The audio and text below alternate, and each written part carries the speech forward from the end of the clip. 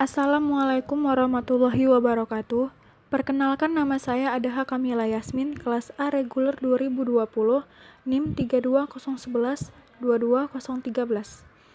Di sini saya meminta izin kepada Bapak Danil Harapan Perlindungan Simajuntak sebagai dosen pengampu mata kuliah penulisan karya ilmiah. Di sini saya akan menjelaskan beberapa topik yang saya pahami dari beberapa topik yang teman saya tidak pahami. Yang pertama, saya akan menjelaskan topik dari Sri Wahyuni Siregar, yaitu tentang abstrak. Yang kedua, saya akan menjelaskan topik dari Sri Yunita tentang kajian teori. Dan yang ketiga, saya akan menjelaskan topik dari Anissa Gita Akila tentang latar belakang masalah pada pendahuluan. Langsung saja masuk ke penjelasan yang pertama, yaitu tentang abstrak. Abstrak merupakan sebuah ringkasan isi dari sebuah karya tulis ilmiah yang ditujukan untuk membantu seorang pembaca agar dapat dengan mudah dan cepat untuk melihat tinjauan dari penulisannya. Bahasa yang digunakan dalam penulisan abstrak terbagi menjadi dua, yaitu bahasa ibu dan bahasa Inggris. Maksudnya bahasa ibu adalah bahasa di mana penelitian dilakukan atau karya ilmiah tersebut ditulis. Misalnya, kasus ini bahasa Indonesia sebagai bahasa nasional. Sedangkan bahasa Inggris digunakan untuk menjembatani perbedaan bahasa bagi pembaca asing yang ingin mencari referensi. Di dalam dunia akademik, tulisan pendek digunakan untuk sebuah institusi atau lembaga atau organisasi pendidikan sebagai informasi awal atas sebuah penelitian ketika dimaksudkan dalam jurnal atau yang sejenisnya. Sedangkan dalam dunia maya atau internet, sebuah abstrak digunakan sebagai gambaran singkat atas sebuah karya tulis ilmiah atau penelitian untuk dibaca. Ketentuan dalam penulisan abstrak yaitu abstrak ditulis singkat, kurang lebih setengah halaman, sekitar 250 kata. Maksudnya adalah ringkasan dari keseluruhan karya tulis ilmiah yang menyertainya. Jadi, penulisannya pun harus ringkas dan menggunakan kalimat padat serta informatif yang mampu menggambarkan keseluruhan dalam karya tulis. Yang kedua, penulisan abstrak harus berurutan. Maksudnya adalah sesuai dengan urutan yang telah dibuat. Ada pendahuluan, tujuan penelitian, pembahasan, serta kesimpulan. Peneliti juga bisa menjelaskan rincian masalah yang dibahas dalam karya tulis ilmiah. Isi abstrak harus menggambarkan keseluruhan tulisan.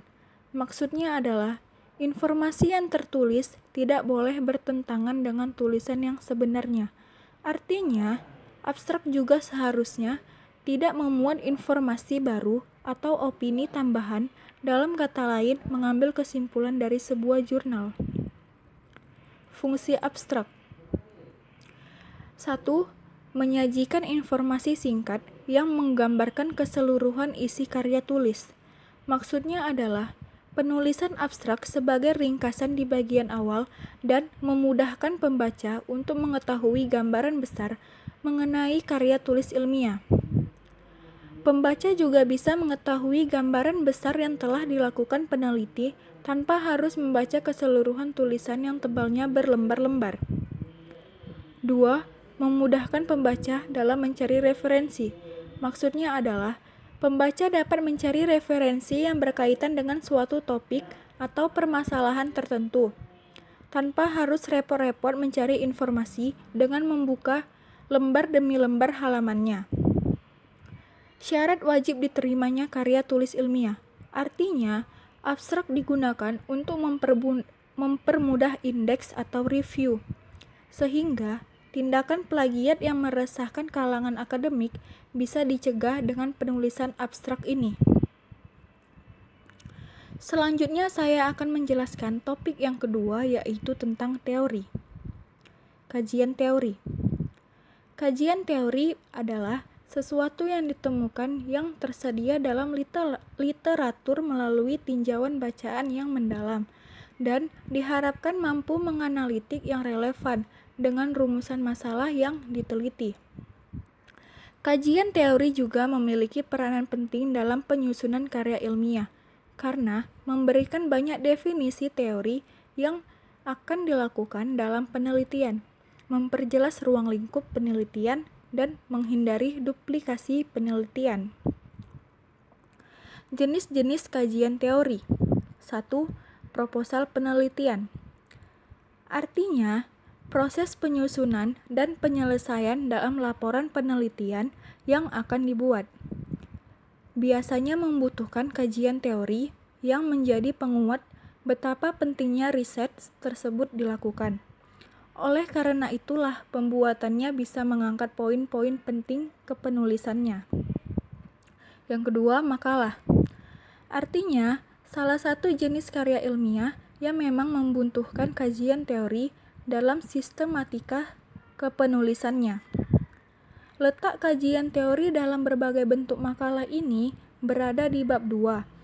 Untuk cara kepenulisan yang bisa dilakukan, misalnya saja ketika akan menganalisis terkait topik-topik yang akan diteliti. Yang ketiga, karya tulis ilmiah. Maksudnya adalah struktur kepenulisan kajian teori dalam karya tulis ilmiah yang biasanya dibuat sebagai penawaran solusi atas permasalahan yang terjadi. Senantiasa menyusun definisi umum atas rumusan masalah yang diajukan. Dalam hal ini, misalnya saja permasalahan yang terkait. Yang keempat, skripsi.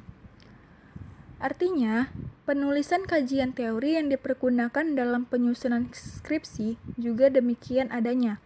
Haruslah disesuaikan dengan konsep-konsep penting yang akan dibuat.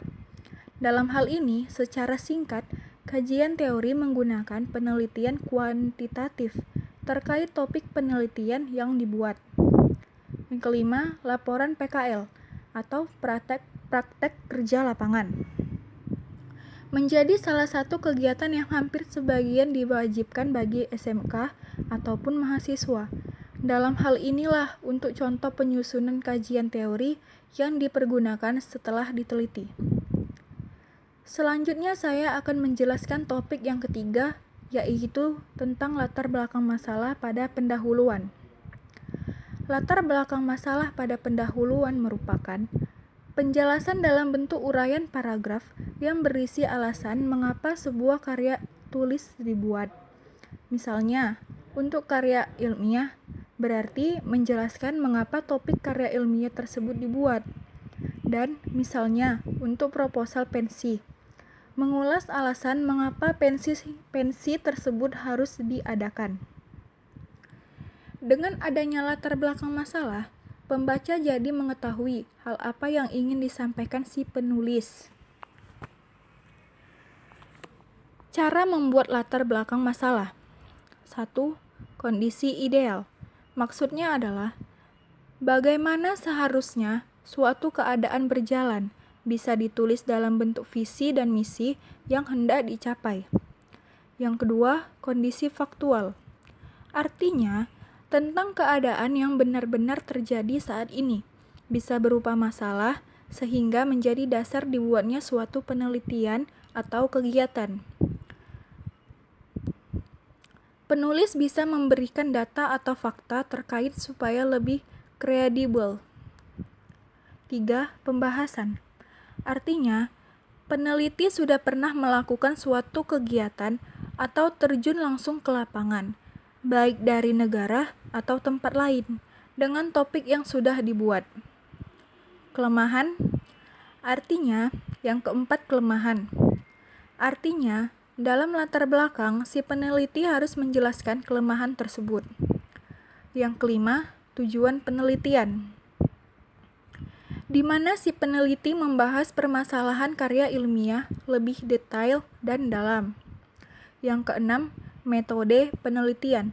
Artinya, metode apa yang digunakan peneliti dalam karya ilmiah tersebut. 7. Perumusan singkat.